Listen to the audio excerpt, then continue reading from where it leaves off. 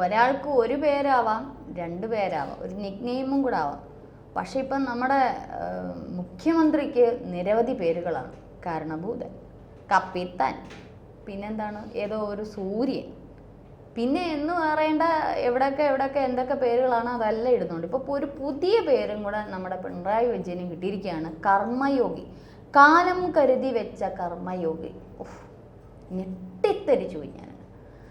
എന്തായാലും ഇത് VN വാസവനാണ് ഈ ഒരു പുതിയ നാമകരണം ഇന്ന് വിഴിഞ്ഞം വേദിയിൽ നടത്തിയിരിക്കുന്നത്. ഏതായാലും അതിന് കുറിക്ക് കൊള്ളുന്ന ഉത്തരവുമായിട്ട് മോദി കൊടുത്തിട്ട് ബേഷായിട്ട് ഹെലികോപ്റ്ററിൽ തിരിച്ചു പോവുകയും ചെയ്തു. ഏതായാലും കർമ്മയോഗി ആ ഇരിപ്പിടത്തിൽ നിന്ന് എഴുന്നേറ്റോ എന്നുള്ളത് ഒരു സംശയാസ്പദമായിട്ടിരിക്കുകയാണ്. ഇന്നത്തെ വിഴിഞ്ഞം തുറമുഖം രാജ്യത്തിന് വേണ്ടി പ്രധാനമന്ത്രി സമർപ്പിച്ച ദിവസമായിരുന്നു. പ്രതീക്ഷിച്ചിരുന്നു, കുറേ തള്ളാണല്ലോ, തള്ളുകൾ ഇങ്ങനെ പ്രതീക്ഷിച്ചിരുന്നു. പക്ഷേ ഇത് ഏറെ തള്ളായി. തള്ളിന് നല്ലൊരു അടിയും കൊടുത്തിട്ട് പ്രധാനമന്ത്രി തിരികെ പോവുകയും ചെയ്തു. അവിടെ ഭയങ്കര വിശാലമായ പല കാര്യങ്ങളുമാണ് നടന്നത്. ഈ ഒരു ഉദ്ഘാടനത്തിന് തൊട്ടുമുമ്പായിട്ട് പിണറായിയുടെ മരുമകൻ റിയാസ് തന്നെ മാധ്യമങ്ങളോടും ഫേസ്ബുക്കിലും ഒക്കെ പോസ്റ്റ് ചെയ്തിരുന്നു, ഞങ്ങളിവിടെ അയ്യോ പാവങ്ങൾ ഇവിടെ ഇരിപ്പുണ്ട്, ഞങ്ങളെ അങ്ങോട്ട് അകത്തോട്ട് കയറ്റുന്നില്ല, പക്ഷെ രാജീവിനെ അവിടെ ഇരുത്തിയിരിക്കുന്നു, ഞങ്ങളെ അങ്ങോട്ട് അടുപ്പിക്കുന്നില്ല എന്നുള്ള തരത്തിൽ ഭയങ്കര കരച്ചിലായിരുന്നു. മീഡിയ വണ്ണിനോടാണെന്ന് തോന്നുന്നു. അത് ശരിയായില്ല. അദ്ദേഹം വേറൊരു ഒരു സംസ്ഥാന അധ്യക്ഷൻ മാത്രമാണ്. എന്തിന് അദ്ദേഹത്തിനെ അവിടെ കയറ്റിയിരുത്തി? കണ്ടോ, ആള് മുദ്രാവാക്യമൊക്കെ വിളിക്കുന്നത് കണ്ടോ? അങ്ങോട്ട് സഹിക്കാൻ പറ്റാത്ത രീതിയിൽ അവസാനം ഒരു സെൽഫി എടുത്തു. സെൽഫിയുടെ കൂട്ടത്തിൽ പിണറായിയുടെ ഭാര്യ ഉൾപ്പെടെ എന്താ പറഞ്ഞ എം വി ഗോവിന്ദനും ഒക്കെ ഉണ്ടായിരുന്നു. അപ്പോൾ അവർക്ക് അങ്ങോട്ട് സഹിക്കാൻ പറ്റുന്നത് താഴെയായിപ്പോയി. അങ്ങ് രാജീവ് ചന്ദ്രശേഖരനും സുരേഷ് ഗോപിയൊക്കെ അങ്ങ് വേദിയുടെ മുകളിലും ആയിപ്പോയി. സഹിക്കാൻ പറ്റുന്നില്ല. ആ ഒരു അസഹിഷ്ണുത ഫേസ്ബുക്കിലൂടെയും പിന്നെ ആദ്യം വന്നത് എനിക്കൊന്ന് മീഡിയ വൺ ആണെന്ന് തോന്നുന്നു, അവരോടൊക്കെ അങ്ങ് പൊട്ടിത്തെറിച്ചിട്ട് ഇറങ്ങിപ്പോയി എന്നൊക്കെയാണ് അറിയാൻ കഴിഞ്ഞത്. എന്തായാലും ഇന്ന് മരുമകനും അമ്മായിപ്പനും വീട്ടിൽ കൊമ്പ് കോർക്കുമോ എന്നുള്ളത് കണ്ടറിയാം. എന്തിന് സംസ്ഥാന അധ്യക്ഷനെ അവിടെ കൊണ്ടുവന്ന് ഇരുത്തി? പ്രധാനമന്ത്രിയുടെ ഇത്തരത്തിൽ ഓഫീസിൽ നിന്ന് വന്ന ഒരു ഇതിൻ്റെ പേരിലാണ്, അദ്ദേഹത്തിൻ്റെ കത്ത് പ്രകാരമാണ് ഇദ്ദേഹത്തിന് എഴുതിയത്. അതാണോ പ്രോട്ടോകോൾ? ഇതാണോ ജനാധിപത്യം? അങ്ങനെയെങ്കിൽ ഇപ്പോൾ ഈ പ്രധാനമന്ത്രി ഇവിടെ എത്തിയില്ലായിരുന്നെങ്കിൽ ഈ സഖാക്കന്മാരെ അത്രേ ആ വേദി കാണാല്ലേ. എന്തായാലും അതൊക്കെ വെട്ടിച്ചുരുക്കി ഒരു 17 വീറും വൃത്തിയായിട്ട് നീറ്റായിട്ട് ആ വേദി ഒന്ന് കാണാൻ സാധിച്ചു. അല്ലെങ്കിൽ ഈ LDF സർക്കാർ എങ്ങാണോ ആണ് നടത്തിയിരുന്നെങ്കിൽ കൊച്ചുമോനെയും അമ്മായിപ്പനെയും അമ്മായിമ്മയും മോളെയും ഈ പറഞ്ഞ എല്ലാവരെയും ആ വേദിക്കകത്ത് കാണാം. എന്തായാലും അത് ആ ഒരു അരോചകം എന്തായാലും പ്രധാനമന്ത്രി വന്നതോടുകൂടി അത് ഒഴിവായി കിട്ടി. എന്തായാലും ആ ഒരു അസഹിഷ്ണുത കഴിഞ്ഞു. റിയാസ് അവിടെ നിന്ന് ഇറങ്ങിപ്പോയി എന്നൊക്കെയാണ് അറിയാൻ കഴിഞ്ഞത്. അത് കഴിഞ്ഞിട്ട് പിന്നീട് ഈ പറഞ്ഞതുപോലെ VN വാസവൻ്റെ പുകഴ്ത്തിയുള്ള പ്രസംഗങ്ങളായിരുന്നു. പിണറായി പിണറായി പിണറായി എന്ന് പറഞ്ഞ് പുകഴ്ത്തിയുള്ള പ്രസംഗങ്ങളായിരുന്നു. കാലം കരുതി വെച്ച കർമ്മയോഗിയാണ് എന്നുള്ള തരത്തിൽ ഞങ്ങളുടെ പിണറായിയുടെ ദീർഘദൃഷ്ടിയും ഇത്തരത്തിലുള്ള പ്രവർത്തനത്തിൻ്റെ ഫലമാണ് ഈ വിഴിഞ്ഞം തുറമുഖം ഇത്തരത്തിൽ രാജ്യത്തിന് വേണ്ടി ഞങ്ങളെന്തോ സംസ്ഥാനം ഞങ്ങളങ്ങ് രാജ്യത്തിന് വേണ്ടി ചെയ്തേക്കുന്നത് എന്നൊക്കെ പറഞ്ഞ് വാതോരാതുള്ള പ്രസംഗങ്ങളും കാര്യങ്ങളൊക്കെ ആയിരുന്നു. എന്തായാലും കർമ്മയോഗി എന്നൊക്കെ പറയുമ്പോൾ ഏകദേശം ഒന്നത് മോദിക്ക് അവർക്ക് ട്രാൻസ്ലേറ്റർ ഉണ്ട്, ചെവിക്കകത്ത് വെച്ചിട്ടുണ്ടായിരിക്കും. മാത്രമല്ല കർമ്മയോഗി എന്നൊക്കെ പറയുമ്പം തന്നെ അറിയാം അതിൻ്റെ ഒരു ഹിന്ദി വേർഡ് ആയിട്ട് കമ്പയർ ചെയ്യുന്നത് കൊണ്ട് പുള്ളിക്ക് ഏകദേശം കാര്യങ്ങൾ പിടികിട്ടി. പുള്ളി അടുത്ത പ്രഭാഷണത്തിന് അങ്ങോട്ട് ചെന്നിരുന്നപ്പോഴേ ഇട്ടൊരു കുത്തും കുത്തി. ഇവിടെ ഇരിക്കുന്ന പ്രധാനപ്പെട്ട ഇന്ത്യ സഖ്യത്തിലെ ഒരു പ്രധാനപ്പെട്ട വ്യക്തിയാണ് പിണറായി വിജയൻ, അതുപോലെ തന്നെ ശശി തരൂർ. ഈ വ്യക്തികളെ ഇരുത്തിക്കൊണ്ട് തന്നെ അദ്ദേഹം അങ്ങനെയാണ് പറഞ്ഞത്, ഇന്ന് ഇന്ത്യ സഖ്യത്തിലെ പലർക്കും ഉറക്കം നഷ്ടപ്പെടും എന്നുള്ളത്. എന്തായാലും നല്ല ഒന്നാന്തരം ഒരു കുത്താണ് കൊടുത്തിരിക്കുന്നത്. കാരണം അറിയാം, അദാനി ഗ്രൂപ്പുമായിട്ടുള്ള കൈകോർത്ത് ഈ ഒരു വിഴിഞ്ഞം പദ്ധതി ഒരുപക്ഷെ ഗുജറാത്ത് പോർട്ടിനേക്കാളും വലിയൊരു പദ്ധതി തന്നെയാണ് ഇപ്പോൾ അദാനി ഗ്രൂപ്പ് നടപ്പിലാക്കിയിരിക്കുന്നത്. അതങ്ങോട്ട് അസഹിഷ്ണുതയാണ് പ്രധാനമായും അത് ഇന്ത്യ സഖ്യത്തിന് അങ്ങോട്ട് ഉൾക്കൊള്ളാൻ പറ്റാത്തതാണ്. അതിനിടയിൽ VN വാസവനാണെന്ന് തോന്നുന്നു ഒരു തട്ടും കൂടെ തട്ടി ആ മന്ത്രി, ഏത് മന്ത്രിയാണെന്ന് ഒരു പക്ഷേ മോദിക്ക് മനസ്സിലായില്ല. മോദി പറഞ്ഞത് ആ മന്ത്രി പറഞ്ഞല്ലോ ഇവരെ ഇരുത്തിക്കൊണ്ട് അദാനി ഞങ്ങളുടെ സുഹൃത്താണെന്ന്. അങ്ങനെ നിങ്ങൾക്ക് കമ്മ്യൂണിസ്റ്റ് പ്രസ്ഥാനത്തിനൊരു മാറ്റം ഉണ്ടായി. അതായത് ഒരു മുതലാളിത്ത വ്യവസ്ഥ, അതായത് മുതലാളിത്ത വ്യക്തിയോട് ഉള്ള ആ ഒരു ഭാവം മാറ്റം നിങ്ങൾക്കുണ്ടായാലും മാറ്റം സംഭവിക്കട്ടെ എന്ന് പറഞ്ഞുള്ള 2-3 കുത്തൊക്കെ കൊടുത്തിട്ട് മോദി എന്തായാലും കയറിപ്പോയിരിക്കുകയാണ്. എന്തായാലും ഇതിനിടയ്ക്ക് പല നാടകീയ രംഗങ്ങളോടെ അരങ്ങേറിയത് കാണാൻ സാധിച്ചു. ഇങ്ങോട്ട് ബ്രിട്ടാസ് ഇങ്ങോട്ട് വരുന്നു, രാജീവ് ചന്ദ്രശേഖരനെ സുരേഷ് ഗോപിയെ മുന്നേന്ന് പറഞ്ഞതാ, രാജീവ് കെട്ടിപ്പിടിക്കുന്നു, കൈ കൊടുക്കുന്നു എന്ന് വേണ്ട ഒരു വല്ലാത്ത അവസ്ഥകളായിരുന്നു വേദിയിലൊക്കെ ഉണ്ടായിരുന്നത്. അങ്ങോട്ടിട്ട് തട്ടുന്നു, ഇങ്ങോട്ടിട്ട് തട്ടുന്നു.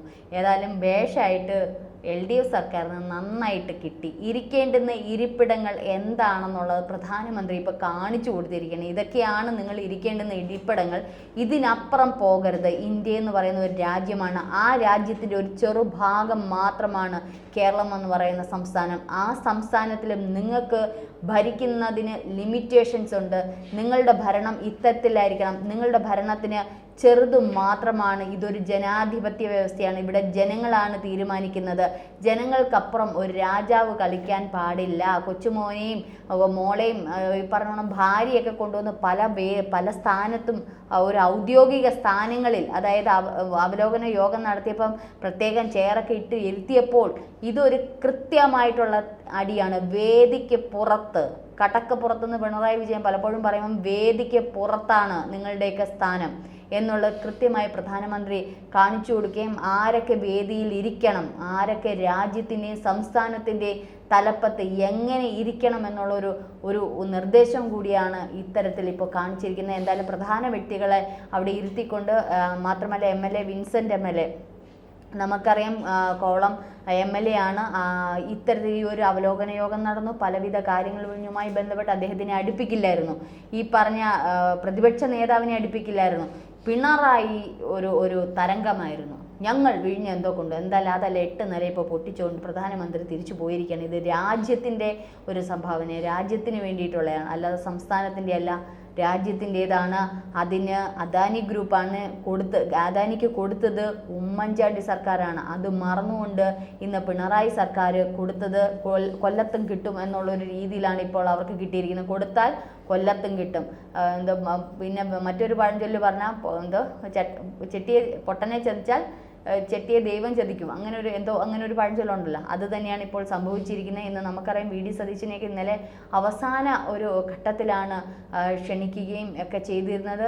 പക്ഷേ അത് VD സതീശൻ അത് വേണ്ട, തങ്ങൾ വരുന്നില്ല എന്നുള്ള തീരുമാനത്തിലെത്തിയും രാവിലെ ഉമ്മൻചാണ്ടിയുടെ കല്ലറയ്ക്ക് മുന്നിൽ വിൻസെൻ്റ് MLA ഒക്കെ ഇത്തരത്തിലുള്ള പ്രാർത്ഥനയും കാര്യങ്ങളും ഒക്കെ നടത്തുകയൊക്കെ ചെയ്യുന്ന കാര്യങ്ങൾ നമ്മൾ കണ്ടതാണ്. ഉമ്മൻചാണ്ടിയെ ഒന്ന് സ്മരിക്കുക പോലും ചെയ്തില്ല എന്നുള്ളതാണ് അതിൽ പ്രതിഷേധാർഹം. കാരണം ഉമ്മൻചാണ്ടി വന്ന ഭരണസമയത്താണ് ഇത് അദാനിയെ ഏൽപ്പിക്കുന്നതും ആ ഒരു സ്റ്റാർട്ടിംഗ് പോയിന്റ് എന്ന് പറയുന്നതാണ്. ഒന്ന് പരാമർശിക്കുകയെങ്കിലും ചെയ്യുക. എല്ലാം പിണറായി സർക്കാരാണ് എന്നുള്ളത് പറയുന്നത് വെറും അപലപനീയമായിട്ടുള്ള, എന്താ പറയുന്നത്, വെറും ഒരു പൊള്ളയായ ഒരു കള്ളത്തരം മാത്രമാണത്. അത് ജനങ്ങൾക്ക് എല്ലാവർക്കും അറിയാം. ഇത്തരത്തിൽ എന്തായാലും VD സതീശ് ഇതിൽ നിന്നൊക്കെ രക്ഷപ്പെട്ടിരിക്കുകയാണ്. ഇവരുടെ ഇടയിലുള്ള ഇതിൽ നിന്നൊക്കെ VD സതീശ് ചെയ്ത് എന്തായാലും വരാഞ്ഞത് കാര്യമായി എന്ന് തന്നെ പലരും ഈ പറഞ്ഞതുപോലെ ഇത്തരത്തിലുള്ള കമൻറ്റുകളും സന്ദേശങ്ങളും ഒക്കെ വരുന്നുണ്ട്. VD സതീശൻ ഇതിൽ നിന്നും പിന്മാറിയത് എന്തുകൊണ്ടും നന്നായി എന്ന് തന്നെ തോന്നുന്നുണ്ട് എന്നുള്ളതാണ് വരുന്നത്. കാരണം ഇത്തരത്തിൽ ഇവരുടെ ഈ ഒരു തർക്കങ്ങളുടെ ഇടയിൽ അല്ലെങ്കിൽ ഈ ഒരു നിലപാടുകളുടെ ഇടയിൽ വന്ന് ചെന്ന് പെട്ടുകൊടുക്കാതിരുന്നത് കാര്യമായി. മാത്രമല്ല പിണറായി സർക്കാർ പറയുന്ന ഒരു കാര്യമുണ്ട്, ഞങ്ങൾ 62% ഇങ്ങനെയാണ്. പല പോസ്റ്ററുകളിലും അവരുടെ പല ഇതിനകത്തും കാണാം പിണറായിയുടെ മുഖം മാത്രമേ ഉള്ളൂ, പ്രധാനമന്ത്രിയുടെയും രാജീവിൻ്റെയൊക്കെ ചെറിയൊരു ഇതായിട്ടൊക്കെയാണ് പല ഫ്ലെക്സുകളും വെച്ചിരിക്കുന്നത്. ഫ്ലെക്സുകളൊന്നും അധികം ഇല്ല. പക്ഷേ കേന്ദ്രത്തിൽ വിഴിഞ്ഞം പദ്ധതിയുടെ ഇതിൻ്റെയൊക്കെ എടുത്ത് നോക്കിയാൽ ANAയുടെയൊക്കെ ഇതെടുത്ത് നോക്കിക്കഴിഞ്ഞാൽ പിണറായിയുടെ ഒരു പടം പോലും ഇല്ല. അതിനകത്ത് മൊത്തം നരേന്ദ്രമോദിയുടെ വിഴിഞ്ഞം പോർട്ടിൻ്റെ മാത്രം പടങ്ങളേ ഉള്ളൂ. അതിൽ നിന്ന് മനസ്സിലാക്കി ഈ നാളെ ഒരു സമയത്ത് ചരിത്രം കുറിക്കുമ്പോൾ ആരും പിണറായി ഇന്ന് എങ്ങനെയാണോ നിങ്ങൾ ഉമ്മൻചാണ്ടിയെ മറന്നത്, നാളെ അതുപോലെ തന്നെ നിങ്ങളുടെ സർക്കാരിനെ നിങ്ങളെ മറക്കുന്ന ഒരു തലമുറയുണ്ടായിരിക്കും. അത് നിങ്ങൾ മറന്നു പോകുന്നു. കാരണം ഗൂഗിളിലും മറ്റുമൊക്കെ സെർച്ച് ചെയ്യുമ്പോൾ വിഴിഞ്ഞം പോർട്ട്, വിഴിഞ്ഞം പദ്ധതി എന്ന് വരുമ്പോൾ പിണറായി സർക്കാരിൻ്റെ കാലത്ത്, പക്ഷേ ഇത് തുടക്കം ഇട്ടതെന്നുള്ളതായിരിക്കും ആദ്യം വരുന്നത്. തുടക്കം ഇട്ടത് ഉമ്മൻചാണ്ടിയുടെ സർക്കാർ, ഉമ്മൻചാണ്ടിയാണ്, അല്ലെങ്കിൽ അന്നായിരുന്ന മുഖ്യമന്ത്രിയാണ് ഇത് തുടക്കമിട്ടതെന്നും പിന്നീടായിരിക്കും നിങ്ങളുടെ പേരൊക്കെ വരുന്നത്. അപ്പോൾ കുട്ടികൾ പഠിക്കുന്നത് ഉമ്മൻചാണ്ടി. ചരിത്രം അങ്ങനെ എഴുതി കുറിക്കുന്ന ഒരു കാലമുണ്ടാവും. അന്ന് ഒരു പക്ഷേ കമ്മ്യൂണിസ്റ്റ് പ്രസ്ഥാനം കേരളത്തിൽ ഉണ്ടാവുമായിരിക്കാം, ഇല്ലായിരിക്കാം. പക്ഷേ ചരിത്രം ഇങ്ങനെയായിരിക്കും പറയുന്നത്. നിങ്ങൾ ഏതിനെയാണോ വിസ്മരിക്കുന്നത് ആ വിസ്മരിച്ചത് ഇപ്പോൾ പ്രധാനമന്ത്രിയിലൂടെ നിങ്ങൾക്കും കിട്ടിയിരിക്കുകയാണ്. പ്രധാനമന്ത്രിയുടെ കേന്ദ്രത്തിൻ്റെ മിക്ക സൈറ്റുകൾ ചെന്ന് നോക്കി വിഴിഞ്ഞം പോർട്ടിൻ്റെ ഇതെടുത്ത് അതിനകത്ത് പിണറായി വിജയനെ ഒരു പേര് കൊണ്ടുപോലും അവിടെ പരാമർശിച്ചിട്ടില്ല എന്നുള്ളതാണ് നമുക്ക് അതിശയമായിട്ട് തോന്നിയത്. പക്ഷേ ഇവിടെ ഫ്ലെക്സ് ബോർഡുകളും കേരളത്തിൽ എന്തും കാണിക്കാം, കേരളത്തിൽ ഇത്തരത്തിലുള്ള ഫ്ലെക്സ് ബോർഡുകളും കാര്യങ്ങളും ഒക്കെ നിങ്ങൾക്ക് വയ്ക്കാം, പക്ഷേ കണക്കുകളും നിരത്താം. പക്ഷേ ഇതിൻ്റെ കൃത്യമായ കണക്കുകളും കൃത്യമായ കാര്യങ്ങളും അതിൻ്റെ യഥാർത്ഥ വെബ്സൈറ്റിലുണ്ട്. വെബ്സൈറ്റുകൾ നോക്കിയാൽ ഇത് എങ്ങനെയാണ് വന്നതെന്നുള്ള അറിയാം. 62% സംസ്ഥാനം ഏറ്റെടുത്ത് നടത്തിയത്. സംസ്ഥാനമേ ഇപ്പോൾ ഏകദേശം ലക്ഷക്കണക്കിന് രൂപ കേന്ദ്രത്തിന് കടമാണ്. കടം വാങ്ങിച്ച് ചെയ്യുന്നു, അത്ര തന്നെ. അല്ലാതെ ഇതിൽ പ്രത്യേകിച്ച് യാതൊന്നും തന്നെയല്ല. എന്തായാലും വിഴിഞ്ഞം പദ്ധതി മോദി വന്ന് പിണറായി LDF സർക്കാരിന് LDFന് തന്നെ നല്ലൊരു കൊട്ടും കൊടുത്തിട്ട് തന്നെ തിരിച്ചു പോയിട്ടുണ്ട്.